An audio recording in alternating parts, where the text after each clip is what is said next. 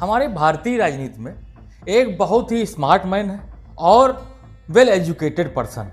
उनके विषय में कई कहानियां हैं। अगर देखा जाए तो उस व्यक्ति से ज़्यादा योग्य भारतीय राजनीति में कोई नहीं है। शानदार इंग्लिश, शानदार वाक्पटुता।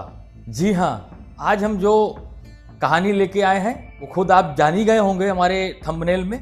वास्तव में एक बहुत अच्छी कहानी है जो भारतीय राजनीति में बहुत कम ऐसे सांसद हुए हैं या नेता हुए हैं जो इतने प्रभावशाली लोगों में हैं, अपने शब्दों से वो सामने वाले का मुंह बंद कर सकते हैं। और भारतीय राजनीति के सबसे पुरानी पार्टी कांग्रेस में रह के अध्यक्ष पद का चुनाव भी लड़ा उन्होंने। चलिए शुरू करते हैं आज की अपनी ये कहानी।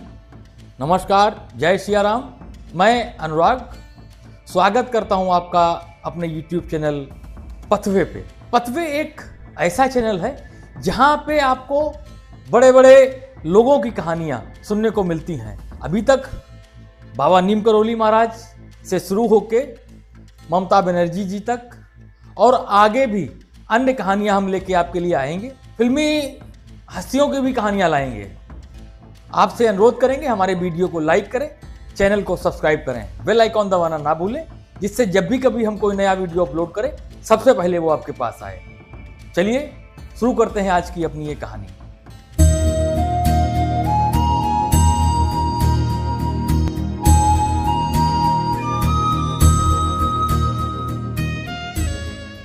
ये कहानी है उस आदमी की जिसने अंग्रेजी भाषा को हथियार बनाया, जिसने संयुक्त राष्ट्र में भारत की आवाज को ऊंचा किया, जिसने किताबों से संसद तक का सफर तय किया और जिसने राजनीति में आकर यह साबित किया कि बुद्धिमान भी राजनेता बन सकता है। ये कहानी है डॉक्टर शशि थरूर की। 9 मार्च 1956 लंदन की धरती पर एक भारतीय बच्चे ने जन्म लिया। नाम रखा गया शशि थरूर। उनके पिता चंदन थरूर जो भारत सरकार में वरिष्ठ अधिकारी थे। मां लिली थरूर जो अनुशासन, संस्कृति और पढ़ाई में विश्वास रखती थी। घर ऐसा जहां खिलौनों से ज्यादा किताबें थीं। 6 साल की उम्र में शशि थरूर ने शेक्सपियर को पढ़ लिया था। 12 साल की उम्र में वे हजारों शब्दकोश अपने दिमाग में समेट चुके थे। ये कोई सामान्य बचपन नहीं था, ये एक बुद्धिजीवी की तैयारी थी। भारत लौटने के बाद शशि थरूर ने पढ़ाई की स्टीफेन कॉलेज दिल्ली विश्वविद्यालय से। यहाँ वे सिर्फ अच्छे स्टूडेंट ही नहीं थे, वे सबसे अलग थे।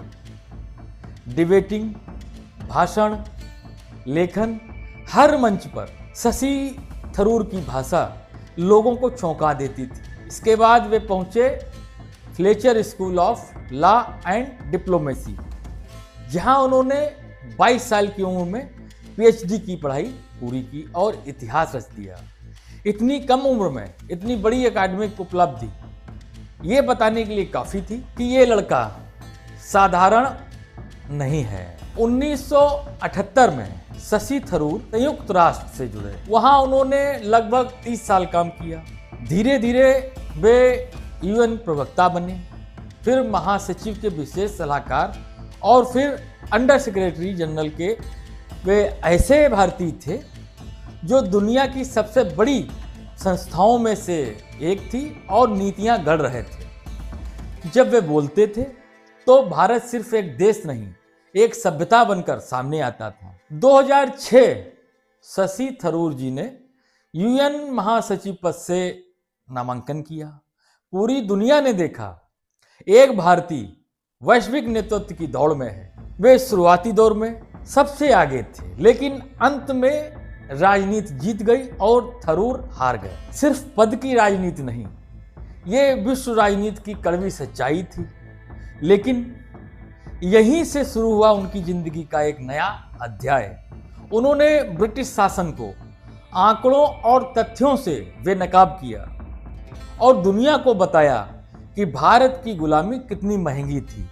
2009 शशि थरूर कांग्रेस पार्टी में शामिल हुए। उन्होंने चुनाव लड़ा तिरुवनंतपुरम केरल से और चुनाव जीत गए। ये जीत आसान नहीं थी। लोग पूछ रहे थे इतना पढ़ा लिखा आदमी जमीनी राजनीति कैसे करेगा, लेकिन थरूर ने साबित किया कि ज्ञान और जनता साथ चल सकते हैं। वे बने विदेश राज्य मंत्री, फिर मानव संसाधन विकास राज्य मंत्री। लेकिन राजनीति सिर्फ विचारों से नहीं चलती। आईपीएल विवाद, ट्वीट्स, शशि थरूर अक्सर विवादों में रहे। फिर आई सबसे दर्दनाक घटना, सुनंदा पुष्कर की मौत। 2014 दिल्ली के एक होटल में शशि थरूर की पत्नी सुनंदा पुष्कर मृत पाई गई। मीडिया ट्रायल शुरू हुआ, राजनीति निर्दयी बन गई। हर सवाल थरूर पर उठाया गया। सालों तक वे जांच, आरोप और मानसिक पीड़ा से गुजरते रहे, लेकिन अंत में न्याय ने दस्तक दी और वे आरोपों से मुक्त हुए। ये अध्याय शशि थरूर को अंदर से तोड़ गया, लेकिन पूरी तरह झुका नहीं पाया। आज शशि थरूर सिर्फ एक सांसद नहीं, वे लोकतंत्र की आवाज है, असहमति का साहस है और भाषा की मर्यादा है। उनके भाषण तालियां नहीं, सोच पैदा करते हैं। वे कहते हैं राष्ट्रवाद का मतलब सवाल ना करना नहीं, बल्कि देश को बेहतर बनाना है। शशि थरूर शायद कभी प्रधानमंत्री ना बने, शायद सत्ता के शिखर पे भी ना पहुंचे, लेकिन इतिहास उन्हें हमेशा याद रखेगा। एक वैश्विक भारतीय के रूप में, एक शब्दों के योद्धा के रूप में और एक ऐसे नेता के रूप में जिसने राजनीति में बुद्धि से जगह बनाई।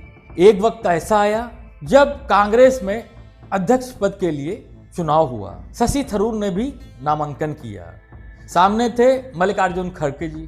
कहाँ एक तरफ युवा और एक तरफ ऐसा जो उम्र के आखिरी हिस्से में चल रहा है। लेकिन चूंकि गांधी परिवार का ये रहता है कि उनको अध्यक्ष वही चाहिए जो गांधी परिवार का यशमैन हो, तो मल्लिकार्जुन खड़गे जी चुनाव जीत गए और शशि थरूर चुनाव हार गए। लेकिन ये खड़गे जी की जीत कैसी है, इसको लगभग सब जानते हैं। अगर यहीं पे शशि थरूर जीतते तो आज कांग्रेस हो सकता है बदल सकती थी, क्योंकि कांग्रेस का सीधा सीधा मुकाबला भारतीय जनता पार्टी से मुकाबला करते हैं, मुकाबला दिखता नहीं। एक तरफ भारतीय जनता पार्टी, दूसरी तरफ कांग्रेस, जो आज सबसे कमजोर दौर से गुजर रही है। देखा जाए तो कमजोरी केवल और केवल इसलिए है क्योंकि उन्होंने अपनी हार से कभी सीखा नहीं। दूसरी तरफ भारतीय जनता पार्टी है जो हर जीत के बाद भी सोचती है, हर हार के बाद भी सोचती है।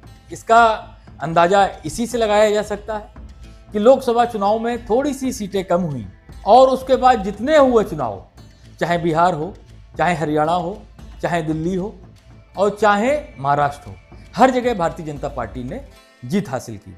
क्यों नहीं जीत हासिल करेगी? उसका सबसे बड़ा कारण, एक तरफ उम्र के लास्ट मोड़ पे कांग्रेस के अध्यक्ष, दूसरी तरफ 45 साल के भारतीय जनता पार्टी के राष्ट्रीय अध्यक्ष नितिन नवीन जी, जो भी हाल ही में चुने गए।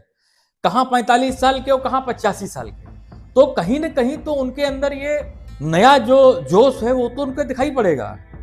कांग्रेस आज जहां भी है वहां अपनी ये सिर्फ एक वजह से है कि इन्होंने हार से कुछ सीखा नहीं। जो सीखते नहीं वो ऐसे रह जाते हैं। लेकिन एक बात तो है, राहुल गांधी जिस प्रकार से जितनी हारें देख चुके हैं, और कोई होता तो राजनीति छोड़ चुका होता। लेकिन राहुल जिद्दी हैं, लड़ रहे हैं, लेकिन बदलाव की हिम्मत नहीं करते। जहां एक तरफ कांग्रेस में बुजुर्ग लोग बैठे हैं, पुराने लोग जो हिंदी सही से नहीं बोल सकते हैं, लेकिन वहीं पे भारतीय जनता पार्टी के देखिए आप, चाहे वो अध्यक्ष हो, चाहे वो उनके नई दूसरी पंक्ति के नेता हो, सब अभी ऐसी उम्र पे हैं जहां से भी 10-15 साल और सेवा कर सकते हैं भारतीय जनता पार्टी की। उनकी एक युवा टीम थी जो एक परिवार के कारण आज सब उनको छोड़ चुकी, भारतीय जनता पार्टी में शामिल हो चुकी, क्योंकि भारतीय जनता पार्टी में लोग जानते हैं कैसे किसका प्रयोग कहाँ पे करना है। आप पार्टी बड़ी हैं, पुरानी है पार्टी, लेकिन अब आपके अंदर ऐसा नहीं रहा कि कोई भी उसको बदल सके। जिसको बदलना है वो बदल नहीं सकता। लेकिन एक तरफ जहां नितिन जी हैं, नए अध्यक्ष, सिर्फ 45 वर्ष के, इससे पहले भी जो रहे वो इतने बूढ़े कभी नहीं रहे। आप कांग्रेस में देखिए 85 वर्ष का, 80 वर्ष के, इनसे भला कांग्रेस का हो ही नहीं सकता। क्या आप हमारी बातों से सहमत हैं? और आज की कहानी जो हमने शशि थरूर पर दिखाई है, क्या आपको शशि थरूर की कहानी पसंद आई? अगर पसंद आई है तो हमारे वीडियो को लाइक करें, चैनल को सब्सक्राइब करें और बेल आइकॉन जरूर दबाएं, जिससे जब भी कभी हमको नया वीडियो डालें सबसे पहले वो आपके पास पहुंचे। मिलेंगे एक नए वीडियो के साथ। नमस्कार, जय सिया राम।